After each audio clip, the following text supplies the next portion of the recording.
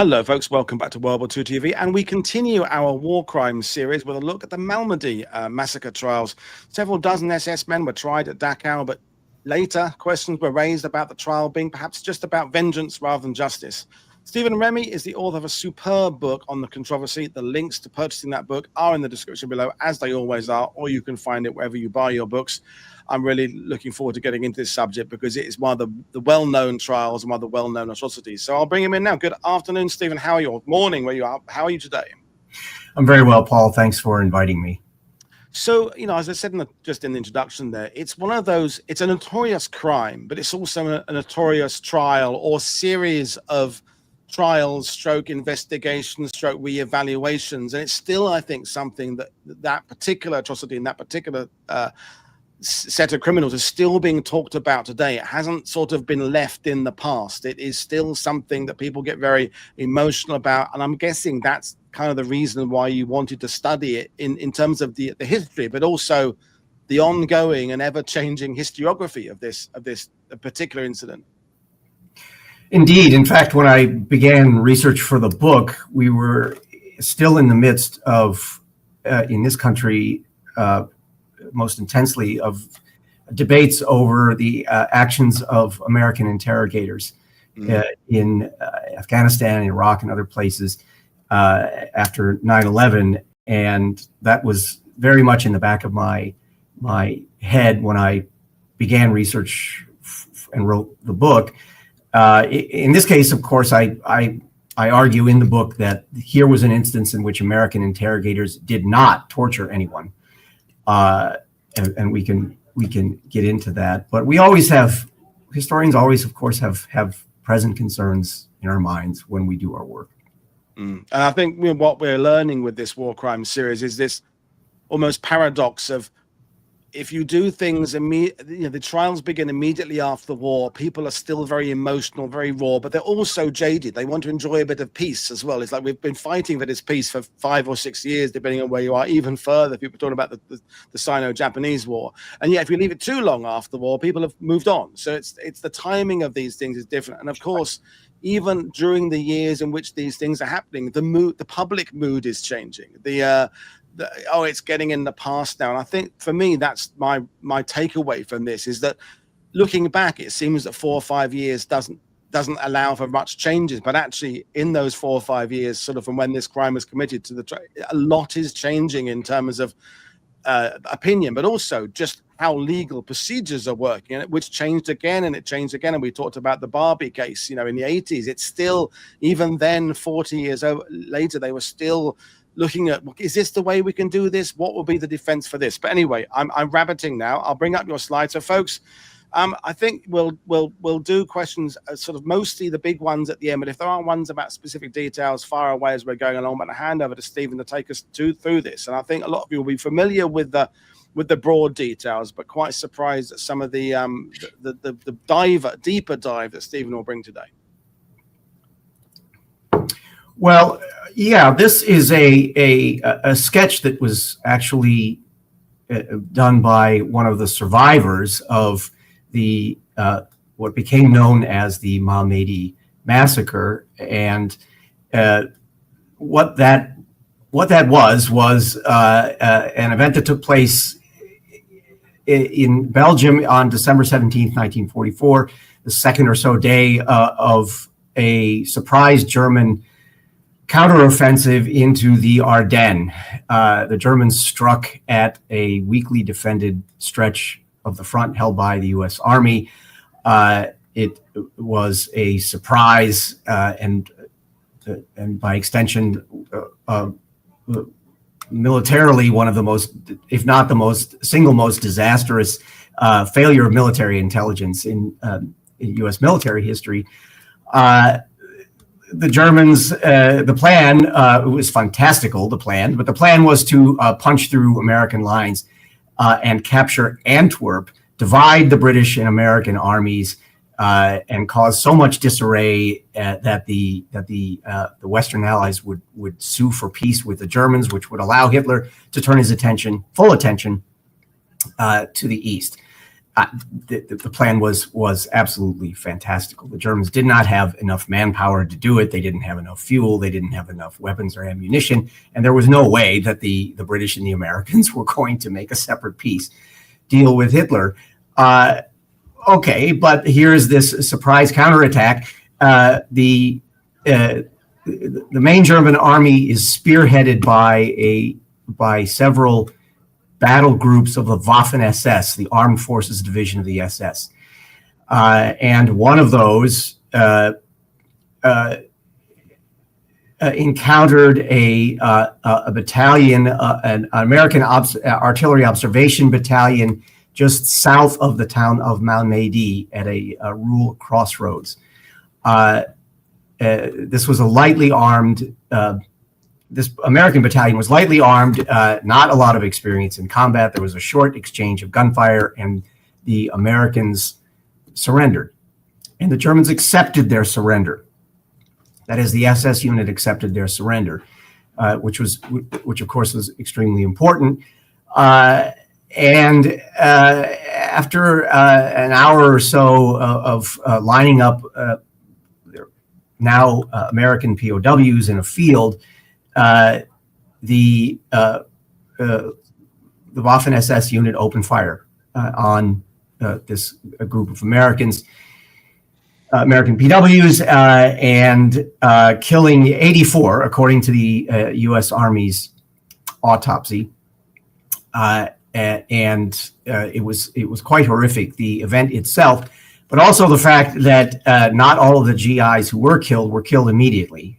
Some of them survived the initial volley of fire, and Waffen SS personnel walked into the field and killed the surviving soldiers that they could find by bullet or blunt instrument or bayonet. Okay, well, the SS unit is in a big hurry. They want to capture bridges over the Meuse River before the Americans could blow them up. Capturing those bridges would be crucial to allow the German army to reach Antwerp. So they were in a big hurry, and it's the middle of winter, and the ground is frozen anyway. So the bodies of the victims were not buried, they were not moved, they were not burned. The Germans just moved on. Now, what's very important is a couple of things. Is about 50 or so GIs actually survived the attack. They played dead in the field, or they ran off when the gunfire erupted. Within hours or a day or so, some of those survivors were picked up at made their way to American checkpoints, encountered American patrols, and they started talking to American reporters who were embedded with the army in the area. That meant that their story, the story of this massacre, made it to the front pages of American newspapers almost immediately. I can come back to this, to these two, but here was one of them. I think this one was it's from the AP, but I think this one was published in Stars and Stripes. But it's typical of the shock that reporters who had encountered men who had just experienced this extraordinarily traumatic event and managed to be lucky enough to get away with their lives. Yanks crying in rage tell how Nazis killed the wounded. So it was reported on immediately, widely publicized in the United States. Then, about a month later, when U.S. forces recaptured this area of Belgium, they found the frozen bodies of the victims. And this is a photograph from the autopsy. And then something really extraordinary happened in the press. The Office of War Information, which ran an enormous censorship operation over the American media, allowed Life magazine to run a multi-page story in its I believe it was February 1945 issue of the magazine. This is one of the largest, if not the largest, mass circulation magazines in the United States, in which the unusual decision was taken to allow Life magazine to display photographs of the fallen GIs. This was really, really rare. This rarely happened in the American press during World War II. And the photographs, if you can see, were really quite disturbing and quite graphic. There was not that much text. It was mostly photographs. Here, and this was a particularly striking image because the victim was a medic. And the photograph had to be retouched. I don't know if you can see my pointer here. No, I can't, unfortunately. Well, it had to be retouched over the face of the victim to hide his identity. But you can see already the disfigurement of his face. Most likely, birds had gotten hold of him. This was really extraordinary, and it could only have added to public outrage at the massacre. Now, there's one more thing to add about this in terms of publicity and the reporting on the crime. Up to this point, the Germans and the Americans in North Africa, in Italy, and then in France and Belgium had largely fought a war by rules, as Gerald Linderman put it some years ago. There were some exceptions, but there had never been an incident like this. And Americans were simply not accustomed to this kind of thing happening to American soldiers. The war in Asia and the Pacific was a different matter. Of course, the war on the Eastern Front between the Soviets and the Germans was an entirely different matter. But not here. And here, the Waffen SS broke the pattern. Now, in terms of why the Waffen SS did what they did, I argue in the book that this was just how the Waffen SS operated. Yep. It's important to make that point because after the war, well, during the trial and then long after the war, Waffen SS veterans tried very hard to present themselves as simply ordinary soldiers who had fought side by side with the Wehrmacht during the war and had done their duty, and no differently than the soldiers of any other army, any of the belligerent countries during the war. The problem was it wasn't true, and the Malmedy case was only one instance that displayed the savagery of the Waffen SS and its willingness to murder POWs and civilians. Now, I could go on, Paul, and no, I was just collecting my thoughts. I mean, I was just going to quickly add as well that this is also coming at a time for the American public and the public at large where it's been a bit of a run of good news for a while. People are looking forward to sort of the Christmas where the outcome of the war is looking fairly certain that the Allies are going to win. It's a matter of kind of, I hate the expression, but mopping up now and finishing off things. And it's not the 41 and 42 where it was people were used to bad news. This is a slightly different era, a bit of optimism. And I said, despite the fact that, as you said, the counterattack was ultimately pointless and stupid, it rattled people because of the fact that the enemy they think they've beaten has still got some bite left, and particularly savagery. Yeah, I think there's a lot to that. I will say though that even before the Battle of the Bulge, it was becoming clear that the war was certainly not going to be over by Christmas. The Germans had held up the Americans, the British, and the Canadians in France longer than of course the Allies had hoped. There was, of course, the Great Breakout, but then there is a poorly planned and executed attempt to seize a number of bridges over the Rhine River in the early fall. That fails. So there's no opening to the North German plain that would have allowed the Americans and the British to race toward Berlin. The Russians, of course, were making considerable progress around the time that the Americans and British were still bottled up in Normandy. The Soviets had launched Operation Bagration and had smashed the German Army Group Center and were on their way to Warsaw. But still, it was still a tough fight. And then comes the counteroffensive in the Ardennes. Yeah, fair point. Carry on, and then when we've got some questions, we'll put them to you. But thoroughly, not that you can enjoy a conversation about something so grim, but thoroughly appreciating the conversation.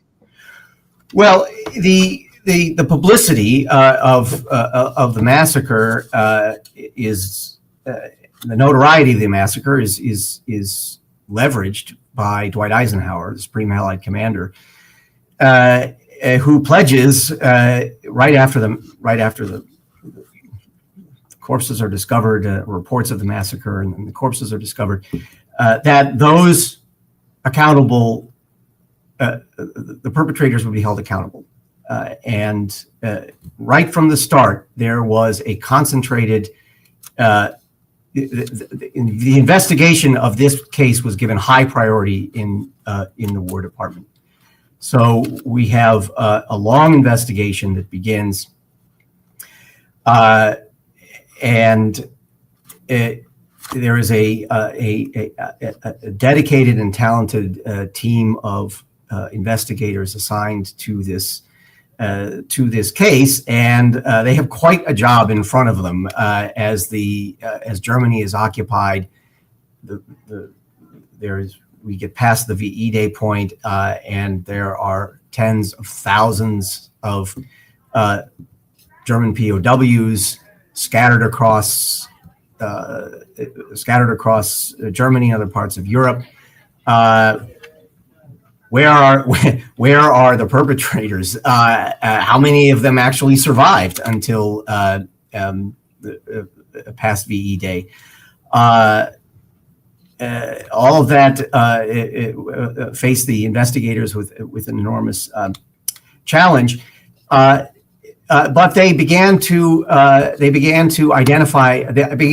and identify members of the Waffen SS battle group. And one of the problems was that initially, for reasons that are unclear, a large number of them were interned together openly in the early stages of the investigation, which meant they all knew.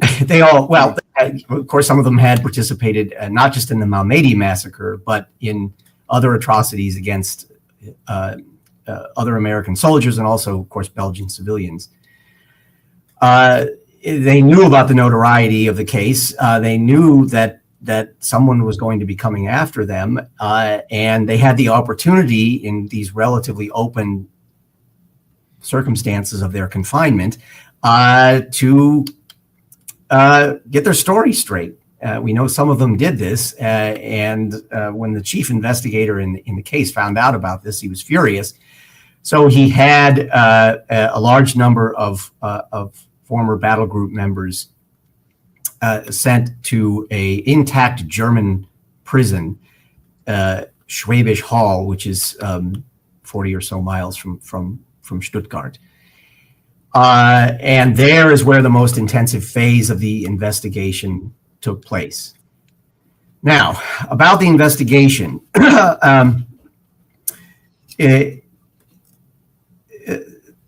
this was highly organized and conducted by skilled and trained American interrogators. The lead interrogator in the case was a man named William Pearl. Pearl was a German-speaking Jewish refugee in his case, from Czechoslovakia, and like thousands of German-speaking Jewish refugees from Europe, Pearl was trained by the U.S. Army in the United States as an interrogator at one of the most unusual training facilities or camps in the United States, and that was Camp Ritchie in Maryland. Became one of the legendary Ritchie boys, who were trained as interrogators and trained to obtain strategic and tactical intelligence, especially a tactical intelligence, without resorting to abuse, without resorting to torture or physically coercive methods. Now, many of these interrogators, as you can imagine, wartime interrogators, as you can imagine, stayed on after the war and became involved in denazification investigations, and they became involved in war crimes investigations. And William Pearl was one of them. He became the lead interrogator in the Malmedy case.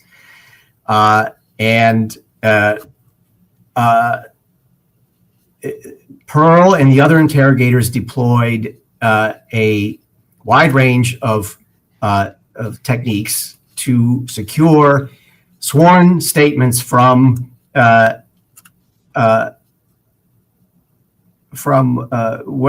over 100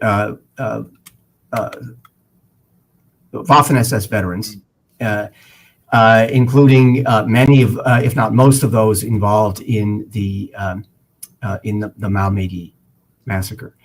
One of the top commanders of the battle group was actually killed before the war ended, and not surprisingly, a lot of the blame went to him because he was dead.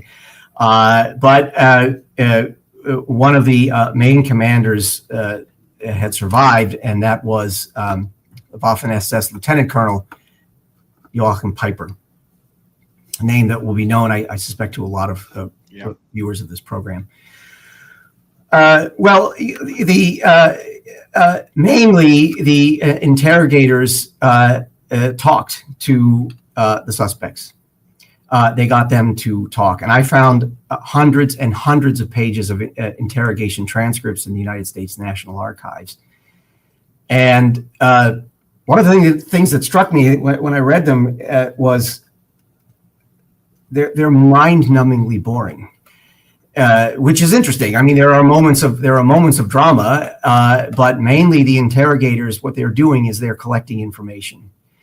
They are collecting information, and I convinced my editor of the book to allow me to transcribe, I think, maybe 4 or 5 pages from one of these transcripts, in part to convey just how tedious this but also necessary this work was. They had to gather information, and of course they used this information in other interrogations to present to a subject, or at least convince a subject that they knew more, sometimes even more than they actually did, about the actions of that person, of their comrades, of their unit. And often this technique would elicit a response from the subject, who would divulge more information. More information was built up, and to the point where interrogators could identify specific perpetrators and have them sign sworn statements, which were written by the subjects themselves. And that body of evidence would become, the sworn statements would become the foundation of the prosecution's case at the trial, which takes place from May to July of 1946, at Dachau itself, which, of course, as everyone knows, was captured by the Americans and turned into the Army based its military courts there. Nearly all cases tried by the U.S. Army in occupied Germany, nearly all of them were conducted at Dachau. That's a number of concentration camp cases, including Dachau itself, cases against German military personnel and civilians accused of killing, of murdering downed American flyers, and the Malmedy case, probably the single highest visibility of all of them. Now, the defense in the trial, the lead defense attorney was an American, in civilian life, an American general practice attorney from Atlanta named Willis Everett. And Everett had the somewhat unenviable job of being the lead defense attorney. The system allowed for multiple defense attorneys. Any of the defendants could have their own attorneys. That was how the system worked at the time. But there was a lead defense attorney. That was Colonel Willis Everett. Everett made the case that this was a heat of battle case in which the defendants acted as any soldier would in any army in any conflict under extraordinarily extreme conditions. There were initially 74 defendants. One was actually turned out was from Alsace and was a French national and was transferred to the French occupation zone. So ultimately it was 73. But they ranged all the way from Sepp Dietrich to Joachim Peiper down to very young, hastily enlisted men who were barely teenagers when they were conscripted late in the war.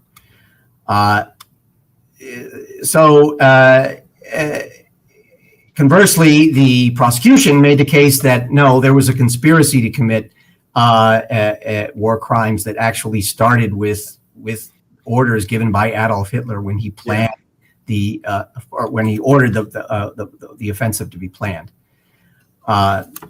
And those orders made their way down the ranks, and that was the primary explanation for the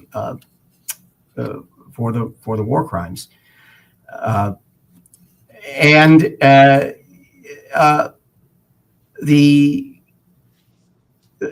The prosecution, of course, won. All 73 defendants were convicted, and some of them were given life sentences, and some of them were sentenced to be executed, were given death sentences, including Joachim Peiper.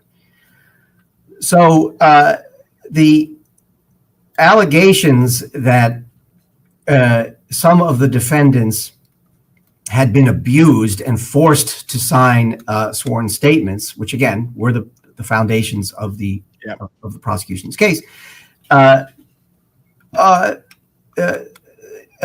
6, I believe,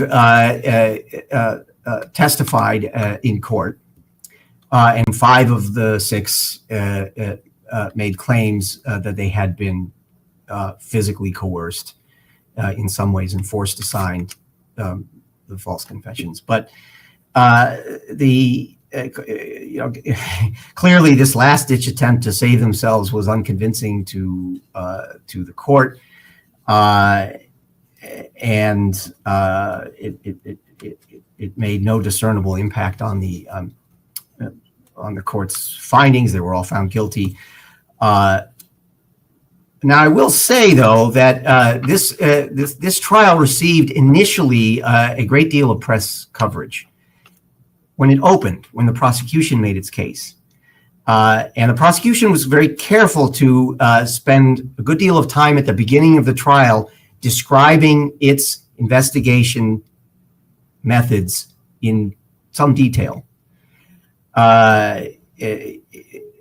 So they did this. The reporters who showed up to the trial, we're going into summer. The courtroom is hot.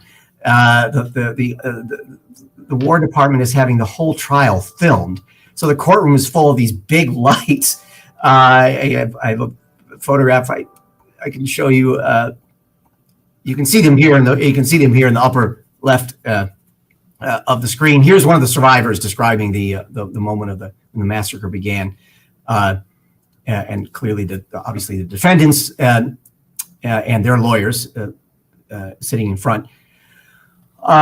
So the the reporters are there, but really only at the beginning. They stay for the first part of the trial, and then they leave. They come back for the announcement of the verdicts and the sentencing, but they don't hear or report on any of the charges, any of the accusations that, well, something went wrong here with this investigation.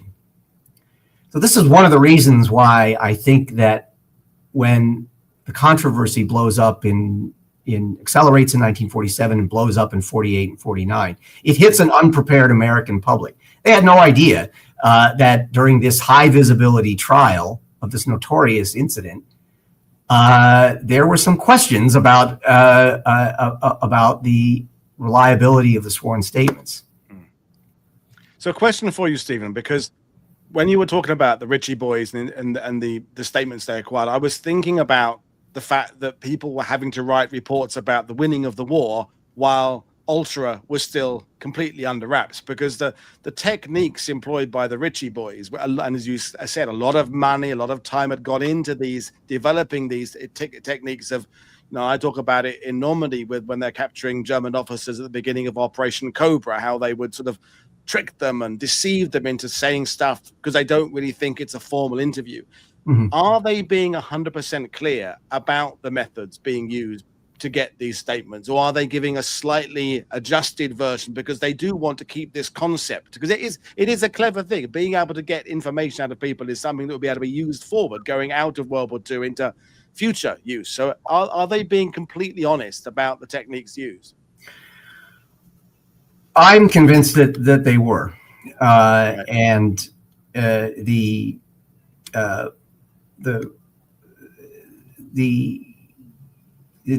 well, I think for one thing, the transcripts, they are incomplete, but the transcripts of interrogations does support their claim.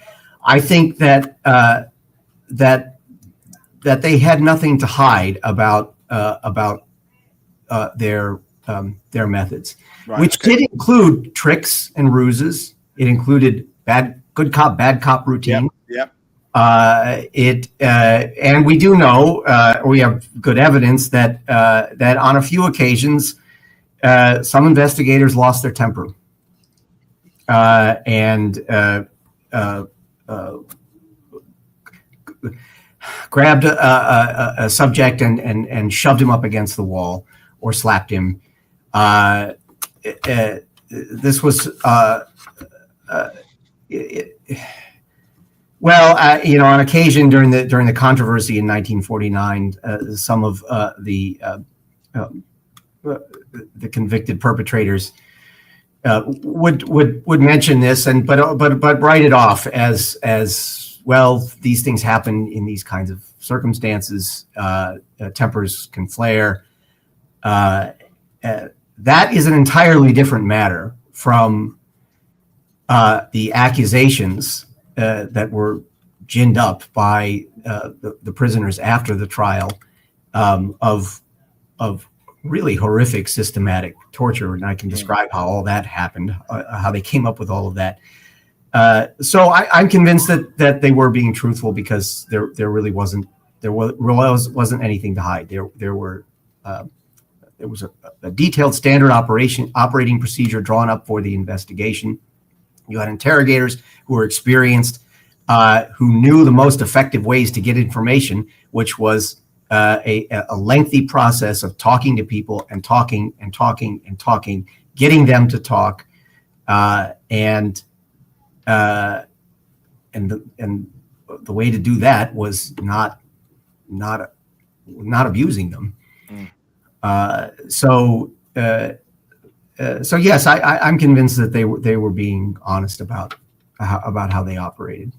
Okay, thank you. So we're at the point that this trial is completed. Most people are found guilty, charged, but it doesn't. It's not going to go away. It's going to come back. It's going to come back again, and we need to now discuss and ask you how it came back to be reinvestigate. Obviously, the guys themselves who've been convicted are already, as you're explaining, causing problems and saying they were coerced, they were this, they were that. And there's a certain amount of press attention on some of the people, Piper notably as well. So what's the people who successfully led the prosecution at this point?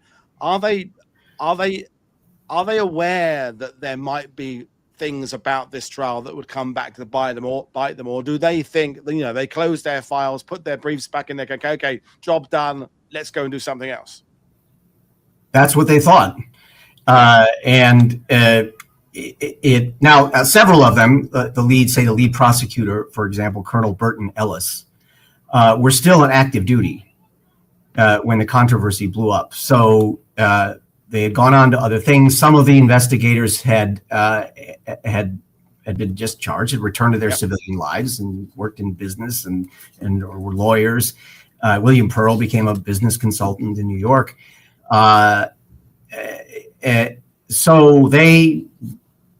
for them, it was open and shut. This was an open and shut case. The prosecution won. The defense lost and lost badly. And they also, when the Army conducted ultimately 4 separate reviews of the entire trial, the investigators and the chief and Burton Ellis were not consulted. By contrary, members of the defense team were, and in one particularly notorious case, a review ordered by the Army known as the Simpson Commission. It was named after Texas Supreme Court Judge Gordon Simpson, who was joined by an Army legal official and a Pennsylvania judge named Edward Leroy Van Roden. Only talked to members of the defense, the ex-Nazi lawyers who defended some of the defendants, and even that investigation came to the conclusion that there was no widespread, there was no torture. All 4 investigations, formal investigations of the trial, came to the same conclusion. My point is that members of the investigators and the prosecution members of the prosecution weren't involved in any of that. So that's one of the reasons why when the allegations started to come out in the American press, the first person to do this was Willis Everett. Burton Ellis, William Pearl, they asked, what is this? What is going on? Now, so what's happening is largely unbeknownst to them, is Willis Everett, as you can imagine, is angry, mad as a hornet, I think is one Army official put it. And he believed he was given a case that he wasn't really prepared to take on. He wasn't given enough time to prepare, he believed. Willis Everett was an anti-Semite, and the law court member of the panel of judges in the trial was Abraham Rosenfeld, who was a Jewish American.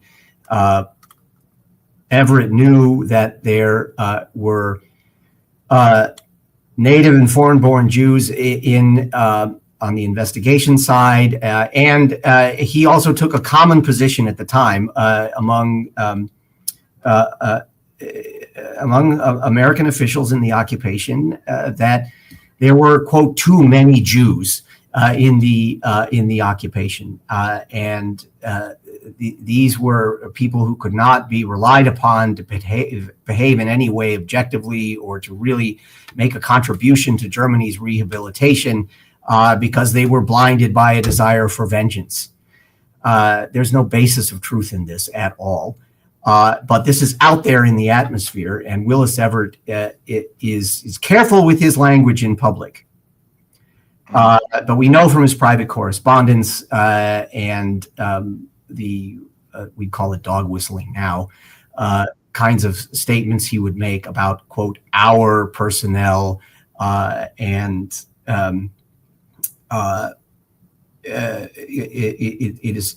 quite clear that he saw supposedly vengeful Jews as having done something. Now, I say done something because Everett had suspicions, but only strong suspicions that of widespread torture. He didn't have the goods. He didn't have the proof. He didn't have the proof because it didn't happen.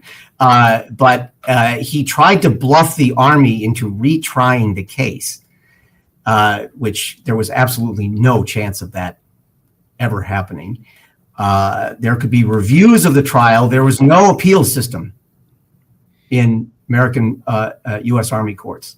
I mean, and this is, when we talked about the big Nuremberg case last week, the big names, the Bormann, that was there were no appeals. There was no. But at the same time, there is, as the months and years pass, there's also other trials happening elsewhere. There's trials happening in Norway and Romania and Soviet, and there are people suggesting that some of these trials are just show trials and Stalin. So it seems to me, from what my guests are saying, is there's an intention by the Americans and the Brits and everybody to make sure that although they're not opening up things again, they're kind of reviewing things as they go along, just so they can keep giving the information out that this is all being done properly, it's being done due process, etc., etc. Right. It does get the question, because the accusations of torture are, mutilation of genitals and burning matches under fingernails, all that kind of stuff.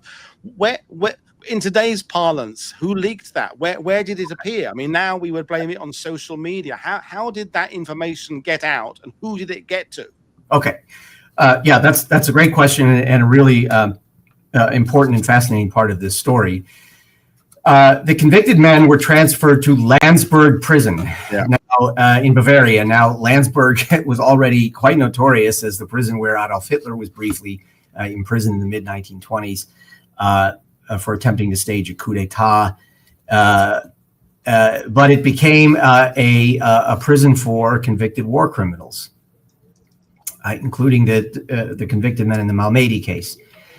Now, it was there that they, with the assistance of their ex-Nazi lawyers, began writing affidavits, describing it in excruciating detail what they claimed had really happened to them in Schwäbisch Hall, and what American interrogators like William Pearl had supposedly done to them. Now, well, I'll get to the veracity of these, but you asked about how they were smuggled out. We know from American counterintelligence reports that the prisoners had the assistance of Catholic and Protestant clergy in prison, some of them ex-Nazi, in smuggling the material out. Their lawyers clearly played some role in this also. That's how it got out. And these lawyers were happy to feed this information to these affidavits, Willis Everett, to members of the Simpson Commission, and in the hopes, which were realized, of getting these accusations publicized in the American press. Now, they really sound horrible. There are all kinds of there are accusations of all kinds of really terrible things that being done to these men, beatings, broken bones, permanently damaged testicles, knocked out teeth, it's a long and gruesome list. I even found ultimately a kind of we call it a spreadsheet that American officials had to draw up with a list of all of these atrocities and who claimed what, just to keep track of it all. Now, if you read them, they're simply unbelievable. They're unbelievable. I mean, they sound like a hack screenwriter's attempt at dramatizing torture. Now, okay, ultimately down the road, some of the men who made these accusations are actually they're actually examined by medical personnel in the prison in the wake of the Senate hearings, and it's pretty clear that in most cases the claims that they made about what was done to them just did not hold up to medical scrutiny. It's one of the reasons why I'm convinced that they're fabrications. Now, I think there's also a psychological dimension here. These were members of the SS. Our honor is loyalty, is a rough translation of the motto of the SS. And in that overheated courtroom in Dachau, they had turned on each other. And well, how do you redeem your honor in those circumstances? Well, you claim that you'd been worse than tricked. You'd been coerced, physically coerced, into betraying your comrades, into betraying senior officers. And both Schwäbisch Hall and then later Landsberg were places where pressure could be put on someone who perhaps wasn't 100% on board with this project. So the affidavits pour out of Landsberg prison. They're transmitted to the United States. Willis Everett has them, has some of them, and they start. The story starts making its way into the press. Now, one of the reasons it gets so much publicity is that in the fall of 1948, Judge Edward Van Roden goes rogue.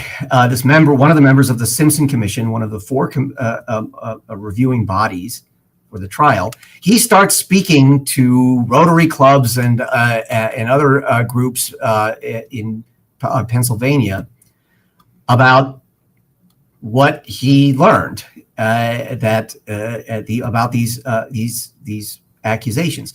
He didn't bother to contact or try to contact anybody on the investigative side or on the prosecution side. And these stories started to get picked up in the American press. Now, by the American press, some distinctions have to be made here. And one of the most important is the Chicago Daily Tribune, which was editorially strongly opposed to the occupation, to denazification, and to war crimes. Right. And early in 1949, Larry Rue, one of their reporters, ran a 4-part story on the torture accusations in the Tribune, basing all of it on this one side of the story and these accusations, and no effort at all to corroborate any of it or to speak to any of the investigators in the case. So the story is starting to generate a lot of controversy. Burton Ellis and other members of the prosecution, they start to pick up on this when they see these stories.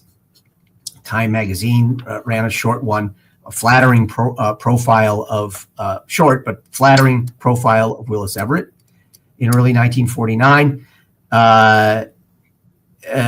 It wasn't as sensational as the Chicago Tribune, Daily Tribune story, but it suggested that here was a crusader for truth who knew the real story, and something really bad went down, and he is trying to get the truth to the American public. So Ellis is incensed, and the former investigators, they start to mobilize in response. And the short of it is that the publicity, the negative publicity, puts pressure on Kenneth Royal, the defense secretary, the Secretary of Defense at the time, who plays an important role in getting the Senate Armed Services Committee to conduct hearings. And these begin in, it takes place in Washington in May and April of 1949. And then resume in Germany in the fall. But the highest visibility hearings take place in the spring of 1949. And this is where McCarthy comes into debate, which I'll ask about in a minute. But that, when you were talking about, just people suggesting things happened, I think a lot of people watching this think of that as a modern phenomenon. Those kind of, the influencers who say, "I'm just asking questions," and they talk about something that they see as some conspiracy somewhere, and they don't provide any evidence. They don't provide it. They just say, "Hey, I'm just asking questions here." But this is what's really going on at this point, isn't it? It's just people just trying to sort of stir the pot in a way. Yes. Well, yeah, but there are agendas here. Okay. Yeah. Willis Everett. Look, Willis Everett, not only did he lose the case badly, but he was facing the prospect of returning to his struggling Atlanta law firm and professional obscurity. There's some evidence that he even thought he could sell this as a story to Hollywood and play a war crimes trial version of Mr. Smith Goes to Washington or 12 Angry Men. Like he even bore a passing resemblance to Jimmy Stewart. So there's an agenda here. I think his sensibilities were offended, for sure. I don't think this was entirely opportunistic or about money. Willis Everett was a Southerner, and he made it clear. He had made it clear while he was an Army lawyer that he sympathized with the Germans, defeated and occupied Germany, and his anti-Semitism also is something that fueled his resentment and his anger, his prejudices. So there's an agenda there. Clearly, there's an agenda with the convicted men. Some of them are facing the death penalty, or at least the prospect of life imprisonment. Despite the fact that one of the results of the multiple reviews conducted by the Army are sentence reductions, particularly for some of the younger defendants, who Lucius Clay, the American military commander in Germany, had concluded, well, okay, the sentences at the time, some of the sentences at the time were probably too harsh. So the Army's not completely inflexible there. So there are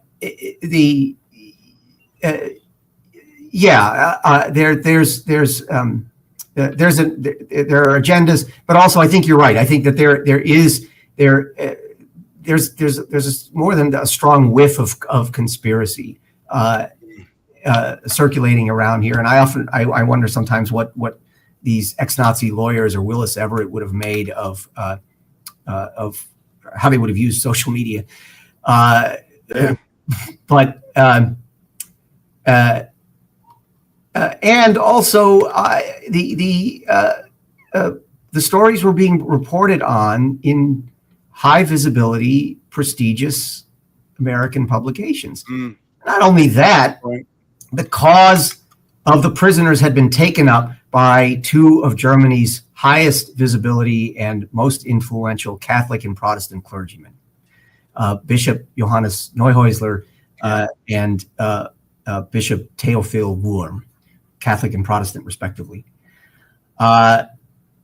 And their views carried a considerable weight in Germany, especially at a time when most Germans and most Americans saw the Catholic and Protestant churches as victims of the Nazis and certainly not complicit in any way.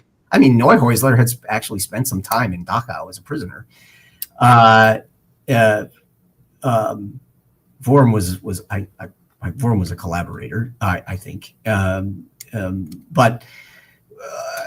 Okay, these were heavy duty voices. All right, so it's not just a matter of prisoners, of convicted war criminals, and their ex-Nazi lawyers saying, making these claims. They're supported and by this very prestigious part of German society, and of course their stories are also being published in the German press, in the Western zones. And we had a question from Michael. What would have been, in your opinion, the motivation for these figures in the church getting involved? I mean, obviously Germany is trying to sort itself out. Is a bit of an understated word there, but in the late 40s, it's trying to put certain things behind it and establish itself as there's two Germanys, in fact, at this point as well. It's not even just one. What would be their motivation? It's a great question. I think a couple of things are going on here. There is, in general, strong opposition to the occupation, to denazification, and to war crimes trials, for political reasons, for legal reasons, and I think for spiritual reasons. There is also the basic position that the churches took in the aftermath of the war. Initially, there's a brief period in which both churches make statements that suggest that many Germans bore significant guilt for what had happened, but there is then a backing away from that position to the point where the position becomes more of, this was we were victims also. Yeah. Now, by we, we're talking about Christian Germans. Yeah. Very little is said about the Jews. But we were victims. We were victims of Hitler. We were so a godless regime. We were then victims of a terribly destructive Allied strategic bombing campaign. Yeah. Then we were victims of the end of the war, particularly the end of the war in the East, and what the Red Army did when it got to Germany, and the accelerating division of the country, and then more generally what church leaders perceived to be a punitive occupation, and then denazification and war crimes trials on top of everything. And also, once again, the belief that this alleged vengefulness of the occupation was being driven by somebody, meaning Jews, meaning vengeful Jews. So in the Malmedy case, a number of these things all came together, right? A vindictive court, vengeful Jewish investigators, and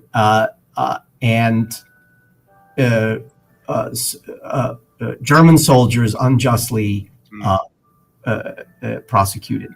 I mean, essentially, to paraphrase it, is that the massacre of Americans in a field is now a tiny part of this. This has become a big subject about complicity, wider corruption, victimhood. If you're victims, we're victims. as well, which is similar in a way to how the French handled the Barbie case in the 80s. If he's guilty, then aren't we all guilty? The French are saying, and that, so it's. And again, as you're saying about the actual trial when it's conducted, they couldn't have possibly perceived that it would take on this sort of proportion where it becomes representative for a whole way of thinking and moving ahead. And also combined with the fact that as each year passes after the war, the general public's interest in war crimes is kind of dropping off a cliff. Right. And people say, okay, now, well, just can we move on now? Can we? So it's sure. There's so much going on, but let's bring McCarthy in, if you wouldn't mind as well. I'm sorry, could I add quickly? I don't want to interrupt, but could I add something to that too? Please do. What you just said, and that's the context of the Cold War. Yes. All that. And I in the book, I'm a little skeptical I'm cautious about using Cold War context as a kind of catch-all explanation for the kind of dynamics that you just described. But look, it's there, all right? So to give one quick specific example of what I'm talking about, Kenneth Royal, the defense secretary, is facing something of a political dilemma when it comes to war crimes trials and when it comes to the Malmedy case. He can't ignore this growing storm of controversy, but he wants to move on. It's a new world that the Americans are facing, but he's also getting letters from the families of victims of the Malmedy Massacre and survivors of the massacre who are asking him, what has happened? Why haven't any of the death sentences been carried out? So he and why haven't we been consulted? Why? What? So he's that presents him with a kind of dilemma. So I just wanted to add that into the mix. I mean, as we're finding, it is incredibly complicated, this period, and it's not just about bringing criminals to justice. It's about a big, wider, philosophical discussion in some ways. But McCarthy. People have been asking the sidebar about, isn't this the one McCarthy got involved in? And you got to say the name Joe McCarthy, and people kind of just have all these opinions. So, that's the next twist in the ongoing saga. It's quite a twist. The core members of the Armed Services Subcommittee were Raymond Baldwin, who was a thoughtful and conscientious Republican senator from Connecticut, Estes Kefauver from Tennessee, and Lester Hunt from Wyoming. For reasons that are still a little unclear to me, during the hearings themselves in the U.S., in Washington, Kefauver and Hunt were pretty passive, were pretty silent. Poor Raymond Baldwin had to bear the brunt of this. But I have great admiration for Raymond Baldwin because I'm completely convinced that Raymond Baldwin wanted to give both sides the opportunity to explain themselves, and this and the record of the hearings demonstrates that he was successful doing this. It was not a legal review of the case, of course, but it was the most comprehensive review of the entire thing, of the trial, and especially of the investigation and everything that came after. Willis Everett had suffered a massive heart attack in March of 1949, and he was the one key person who did not testify, and it really would have been incredible for him if he were there. That would have really completed the picture, but he couldn't. Now McCarthy became not a full member of the committee, but he joined the committee as it was a kind of political courtesy. And at that point, McCarthy's political fortunes were not really doing that well.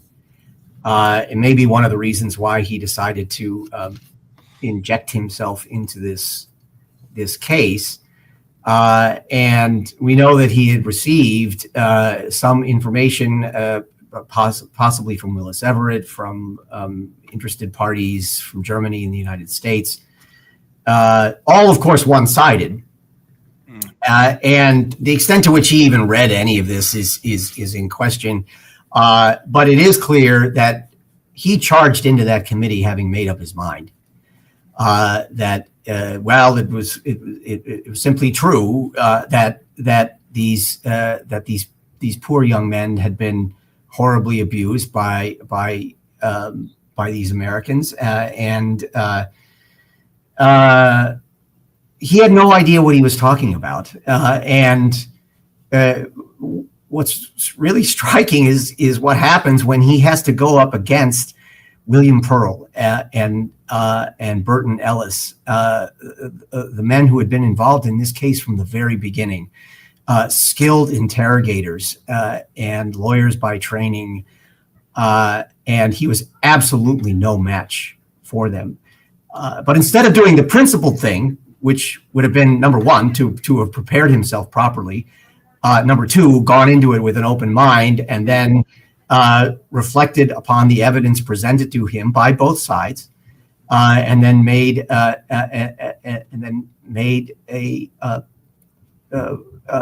contribution to the committee's final report based on that. But he didn't do any of those things because he was so unprincipled. And you read the transcripts of the hearings. He can't ask a question coherently. He just doesn't know what he's talking about. Now, what he does do is only after a couple of weeks, he storms out of the committee. He insults Baldwin in a speech in the Senate. He calls the whole thing a cover-up, and that's it. Now, I'm convinced that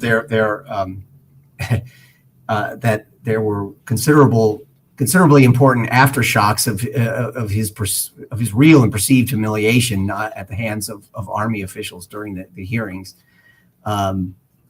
So we all know that he comes back, but in the end, I'm convinced, and I argue in the book, that this was as comprehensive and fair a investigation into the entire matter than anybody could have reasonably hoped to achieve at that time.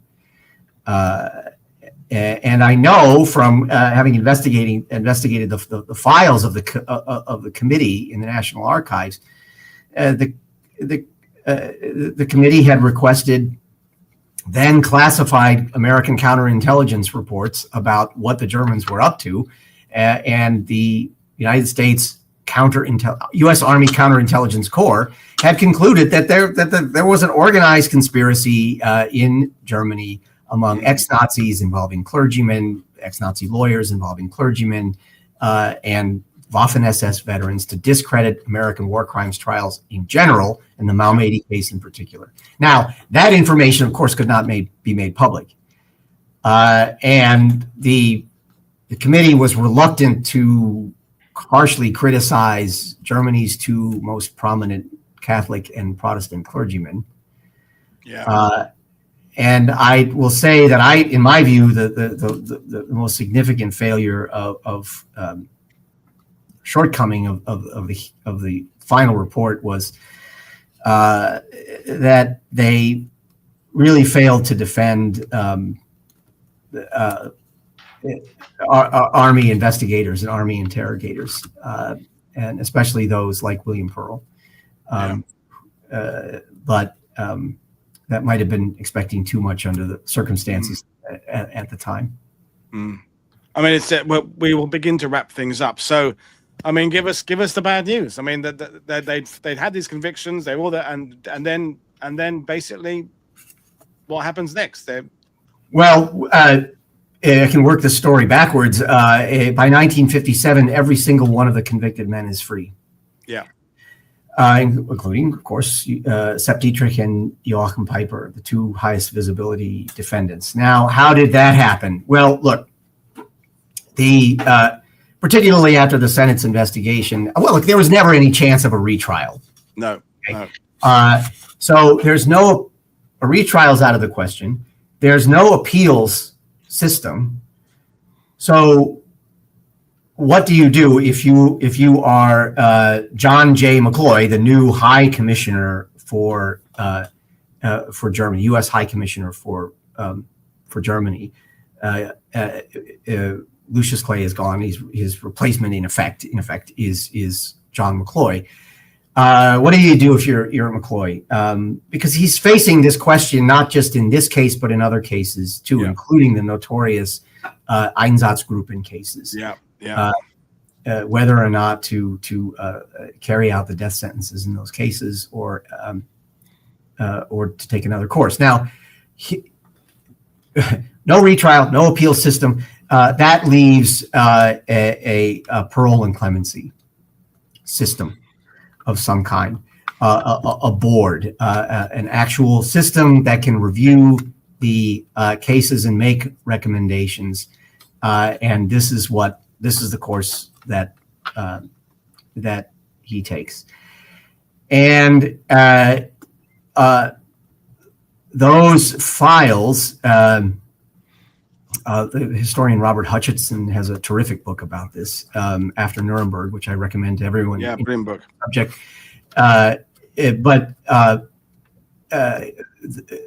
Look, those files are really striking when you go through them, as I did for all of the defendants who were still in prison. The lingering stench, as Burton Ellis put it, of the Malmedy case is pervasive in the proceedings over parole and clemency. The short of it being that, well, there were these accusations that of abuse and other problems in the investigation and the trial, and it's clear that despite everything, despite the Senate hearings vindicating the prosecution and the investigators, in my view, and the view of many others, the stench was still there. The influence was still there. So it played a role, as did other factors too. Of course, the Cold War. And here, it really, as we get into the period in which the whole question of West German rearmament is becoming so important in diplomacy, and you have a great the Americans who are really calling the shots here when it comes to imprisoned war criminals. This is the way out of this mess. This is the way out of this mess. Now, ultimately, in the very worst cases, McCloy, in the Einsatzgruppen cases, McCloy does make the extremely controversial, disturbing as it is, controversial decision to not commute some of the death sentences in some of the Einsatzgruppen cases. But ultimately, in the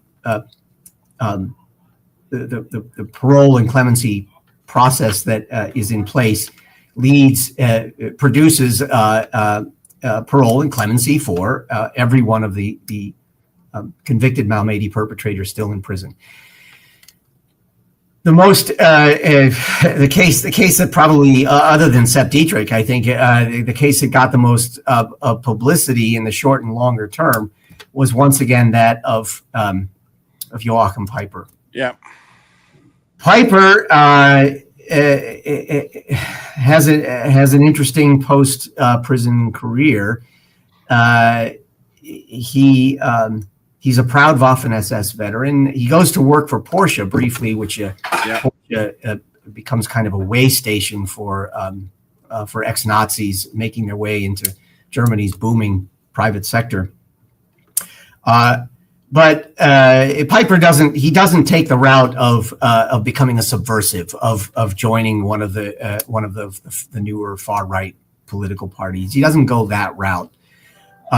He's unrepentant. And he maintains connections with SS veterans, But he doesn't become a political subversive. He doesn't join the fringe far right. In the 70s, he moves to rural France.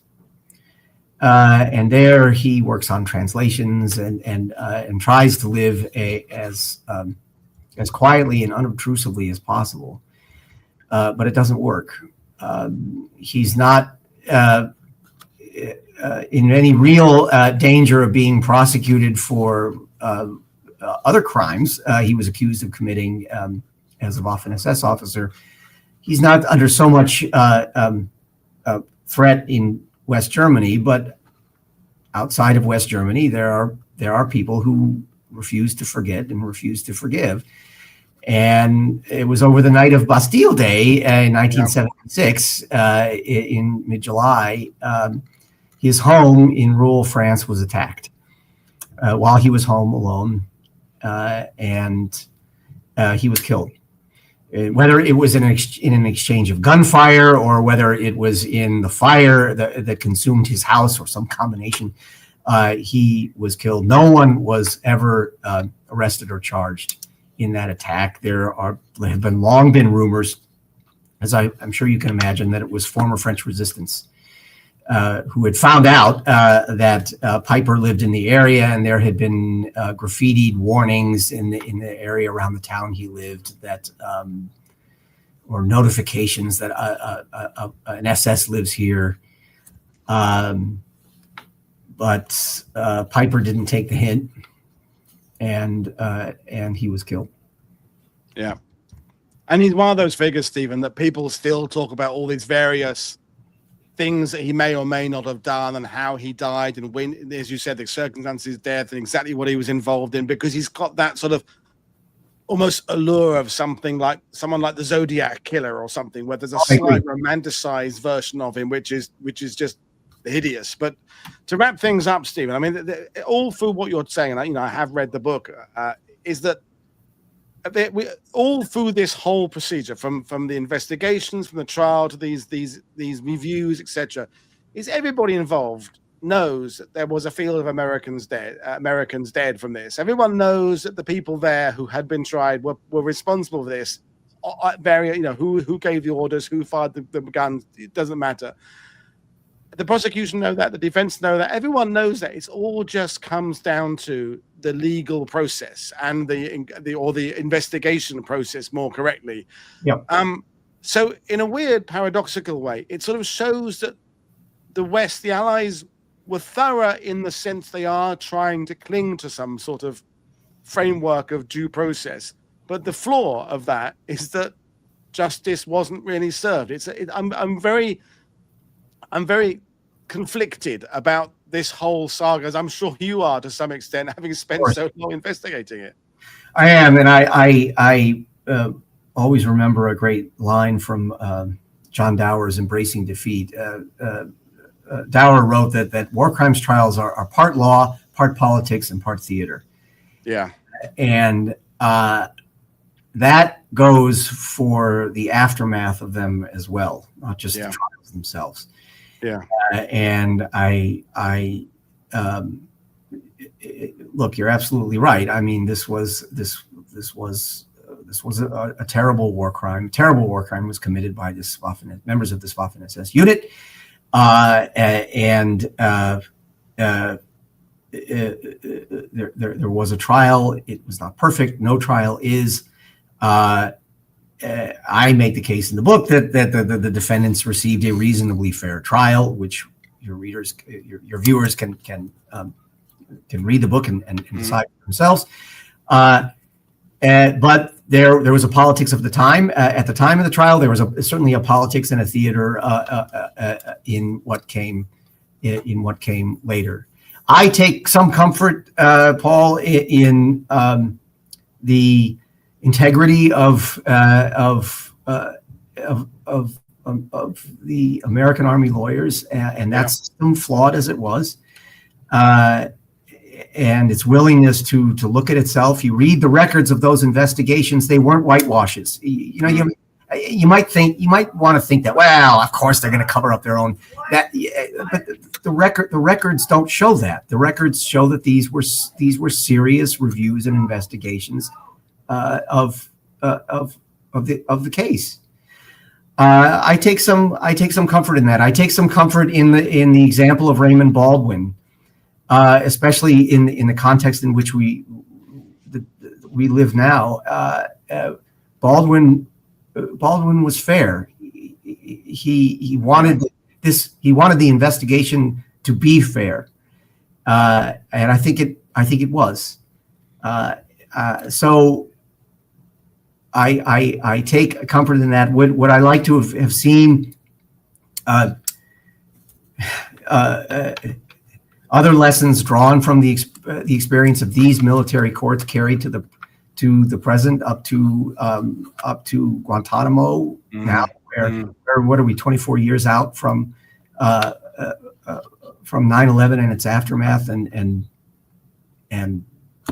there's still 15 defendants in Guantanamo, and they haven't been tried. So it's easy to be discouraged, but I think there are positive lessons to be learned. And I think that ultimately, with what you're saying, is why I'm trying to tackle this subject is that wrapping it up and put the war crimes in a box is not the way of doing it. There is nuance involved. It's imperfect. Democracy is always clunky. Ultimately, that dictatorships work really well because you just do what the big guy says.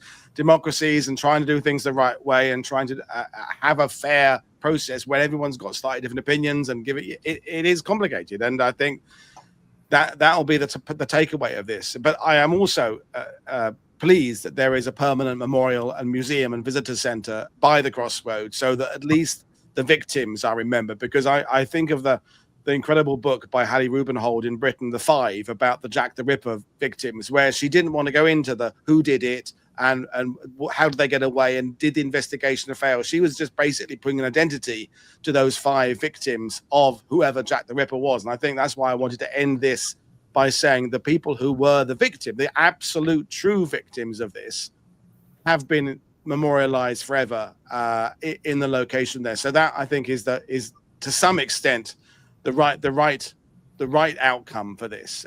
If not, it's not perfect, but it's not bad. That's right. Brilliant. Well, Stephen, it's been fantastic. So again, folks, I urge you, the link to the description, the purchasing the book is in the description below. I urge you to go there and dig deep in this, and you'll learn from it, but it'll also frustrate you at times that things aren't. But that's the nature of the beast when it comes to the war crimes. And we'll continue this discussion with Tim Cook on Monday, who's coming on, particularly talking about the Kurt Meyer trial and how that was met with in Canada and what happened in that. It's very similar echoes of this story in that story there. But in the meantime, thanks everybody for your fantastic questions. I will see you all later on. Thank you, Stephen. Thank you, viewers. Consider becoming a patron. Buy my guest books, read their blogs, and I will see you all next time. Cheers, everybody. Bye.